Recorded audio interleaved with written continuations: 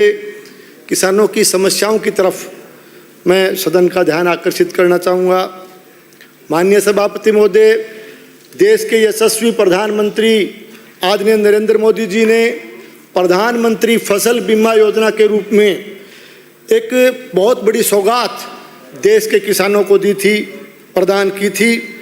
इस योजना में रबी 2021-22 से पहले हनुमानगढ़ जिले में क्रॉप कटिंग का आयोजन रैंडम प्रणाली से, रैंडम विधि से किया जाता रहा था। गत सरकार के द्वारा रबी 2021-22 से ये फसल कटाई प्रयोगों का आयोजन जो है, क्रॉप कटिंग का आयोजन जो है, स्मार्ट सैंपलिंग विधि से, जिसे आम बोलचाल की भाषा में सैटेलाइट विधि कहते हैं, इसके द्वारा इसको चालू किया गया। माननीय सभापति महोदय, स्मार्ट सैंपलिंग विधि जो सैटेलाइट विधि है वो उपग्रह से प्राप्त फसल चित्र पर आधारित होने के कारण केवल सिंचित एवं अच्छी फसल वाले खेतों का ही चयन होता है, जिसके कारण उस पटवार मंडल की पैदावार अच्छी आती है, जिसके फलस्वरूप किसानों को फसल बीमा का उचित लाभ नहीं मिल पाता है। यह सैटेलाइट विधि केवल बीमा कंपनियों को लाभ पहुंचाने का ही एक साधन है। अतः मैं निवेदन करूंगा कि हनुमानगढ़ जिले में क्रॉप कटिंग स्मार्ट सैंपलिंग विधि की बजाय, यानी सैटेलाइट की बजाय परंपरागत रैंडम विधि से करवाई जाए, ताकि फसलों की पैदावार का सही आकलन हो सके और किसानों को फसल बीमा योजना का पूरा लाभ मिल सके। माननीय सभापति महोदय, इसके साथ साथ प्रधानमंत्री फसल बीमा योजना का बीमा क्लेम जो है वो लंबे समय तक लंबित रह जाता है और हनुमानगढ़ जिले में आज भी बीमा कंपनियों की लापरवाही की वजह से कुछ फसलों का, किसानों का फसल बीमा क्लेम आज भी बकाया चल रहा।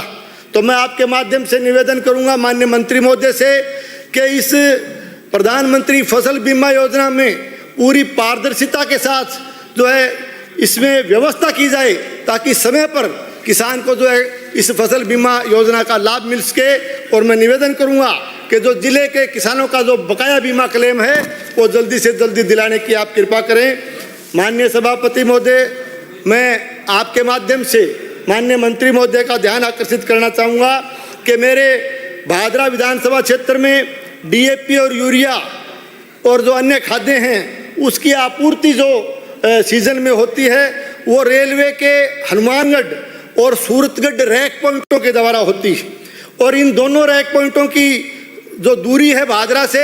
वो लगभग 135 से 160-70 किलोमीटर तक की पड़ती है। भारत सरकार द्वारा उर्वरकों के यानी खाद वगैरह के परिवहन पर एक निश्चित परिवहन राशि जो है वो दी जाती है, जिसकी वजह से जो उर्वरक कंपनियां हैं उनको भादरा तक उर्वरक आपूर्ति के कारण परिवहन व्यय का जो नुकसान होता है, उसके कारण जो ये जो कंपनियां हैं, खाद वगैरह बनाने की जो कंपनियां हैं, ये भादरा क्षेत्र में नियमित आपूर्ति में आनाकानी करती रहती है, जिसके परिणाम स्वरूप कई बार भादरा के किसानों को समय पर जो है खाद, डीएपी, यूरिया वगैरह उपलब्ध नहीं हो पाती। तो मैं आपके माध्यम से माननीय मंत्री महोदय से निवेदन करना चाहूँगा कि भादरा में रेलवे का रैक पॉइंट, यानी आप भारत सरकार के रेलवे मंत्रालय से बात करके भादरा में जो है रेलवे का रैक पॉइंट जो है आप स्वीकृत करवाएं, ताकि भादरा के किसान को समय पर जो है यूरिया, डीएपी जैसी खाद की आपूर्ति हो सके। माननीय सभापति महोदय, विधानसभा क्षेत्र भादरा की अर्थव्यवस्था एवं रोजगार कृषि आधारित है। अतः क्षेत्र की कृषि व्यवस्था को मजबूत बनाने के लिए कृषि विभाग में कृषि पर्यवेक्षकों का जो पद है वो अति महत्वपूर्ण पद है। हमारे क्षेत्र में अनेक ग्राम पंचायत मुख्यालयों पर कृषि पर्यवेक्षकों के पद जो अभी तक सर्जित नहीं किए गए हैं। तो मैं आपके माध्यम से माननीय मंत्री महोदय से निवेदन करना चाहूँगा कि भादरा विधानसभा क्षेत्र के प्रत्येक ग्राम पंचायत मुख्यालय पर कृषि पर्यवेक्षकों के जो है पद वो स्वीकृत किए जाएं। इसके साथ साथ मैं आपके माध्यम से अनुरोध करूँगा कि हनुमानगढ़ जिले का अधिकांश भाग सिंचित कृषि आधारित होने के कारण यहाँ पर कीटनाशकों, रासायनिक उर्वरकों आदि का उपयोग किसान लंबे समय से और वो भी बड़ी मात्रा में कर रहे हैं, जिसकी वजह से इन रसायनों के जहरीले और खतरनाक अवशेष यहाँ की मिट्टी, पानी, बीज और वातावरण वगैरह में विद्यमान होने के कारण क्षेत्र में बीमारियां बढ़ रही है, कैंसर जैसी घातक बीमारी का प्रकोप बढ़ता जा रहा है। अतः हनुमानगढ़ जिला मुख्यालय पर कीटनाशी अवशेष परीक्षण प्रयोगशाला की स्थापना की जाए ताकि जो है इसकी समय पर जांच हो सके। माननीय सभापति महोदय, मैं माननीय मंत्री महोदय से निवेदन करना चाहूँगा कि हमारे भादरा विधानसभा क्षेत्र जो है वो पूर्णतः कृषि आधारित है। खेतीबाड़ी के अलावा यहाँ किसी तरह का उद्योग धंधा नहीं होने के कारण युवाओं में जो है बेरोजगारी भी ज़्यादा है और वर्तमान में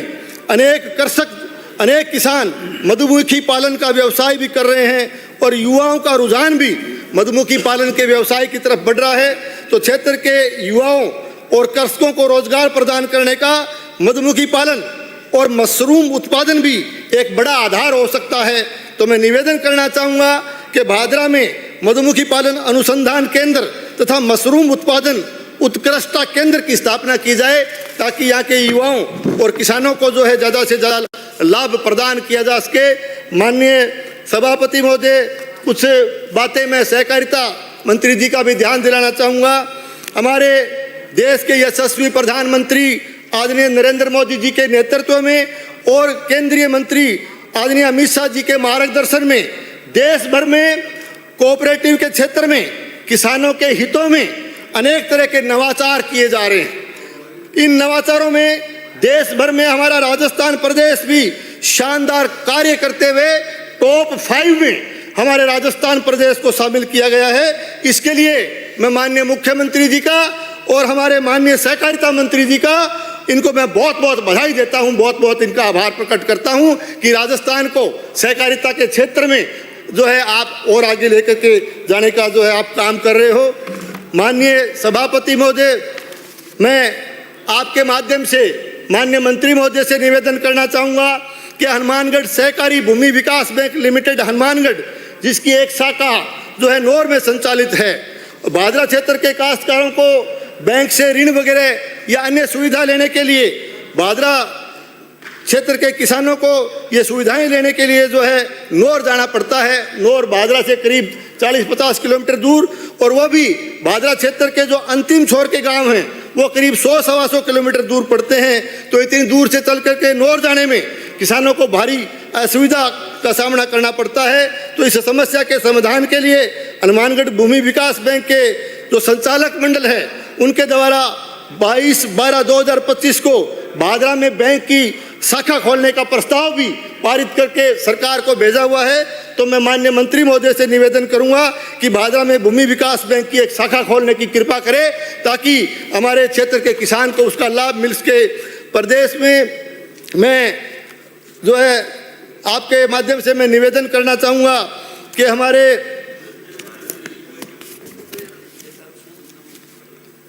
जो ऋण की जहाँ तक सवाल है, राजस्थान सरकार द्वारा राज्य के किसानों को कृषि कार्य हेतु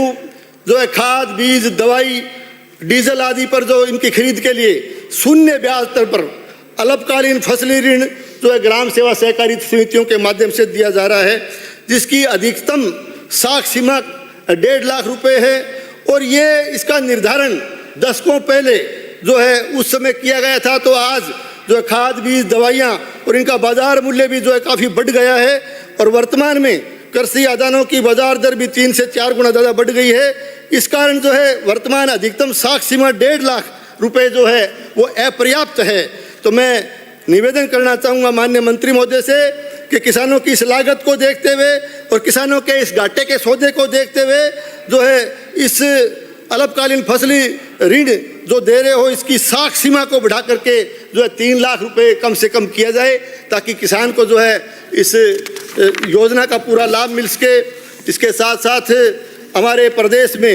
ग्रामीण और कृषि अर्थव्यवस्था की जो मुख्य धुरी है वो भी ग्राम सेवा सहकारी समितियां हैं। ग्राम सेवा सहकारी समितियों में व्यवस्थापक और सहायक व्यवस्थापक कड़ी मेहनत करके जो है किसान के हितों में जो है वो काम करते हैं, ग्राम सेवा सहकारी समितियों में अपनी सेवाएं देते हैं। तो और वो समय समय पर उनकी मांग रहती है कि उनके लिए उनको राज्य कर्मचारी घोषित करने की, उनको वेतनमान की, समय पर उनको वेतन नहीं मिलता, समय पर उनको तनख्वाह नहीं मिलती। तो मैं आपके माध्यम से निवेदन करूंगा कि इन व्यवस्थापकों की सेवा एवं समय पर वेतन की अनिश्चितता को दूर करने के लिए व्यवस्थापकों के लिए कॉमन कैडर का गठन किया जाए, ताकि जो है प्रदेश में ये व्यवस्थापक जो है बड़े उत्साह के साथ जो है ग्राम सेवा सहकारी समितियों के काम को आगे बढ़ा सकें। मैं तो सभापति महोदय 2 मिनट ही वो विषय पे है, बोलना ज़्यादा टाइम नहीं लूँगा। मैं आपके माध्यम से निवेदन करूँगा कि हमारे भादरा विधानसभा क्षेत्र में ग्राम सेवा सहकारी समितियाँ, कई ग्राम सेवा सहकारी समितियाँ ऐसी है जहाँ गोदाम और कार्यालय भवन की आवश्यकता है। तो मैं कहना चाहूँगा कि जिनके पास भूमि उपलब्ध है और वैध